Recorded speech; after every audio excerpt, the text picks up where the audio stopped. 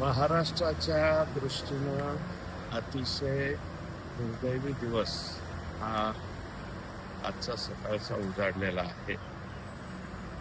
स्वभावाने जरी आमचा दादा फटकळ होता, परंतु मनाने मात्र त्याचे कित्येक पटीनं निर्मळ होते.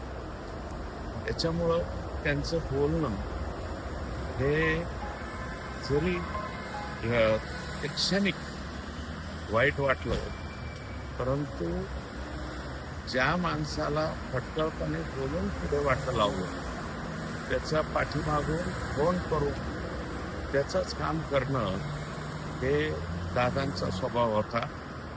आम्ही अतिशय दादांच्या जवळ राहिलो, अत्यंत जवळून दादांना आम्ही ओळखलं.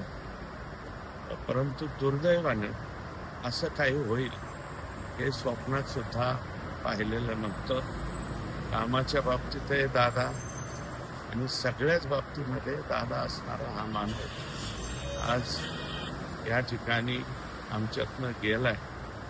हे अतिशय दुर्दैवी घटना या ठिकाणी घडलेली आहे. मी कोणत्या शब्दामध्ये बोलावं हे काही कळेना. मी भावपूर्ण श्रद्धांजली या ठिकाणी अर्पण करतो. याच्या पलीकडे बोल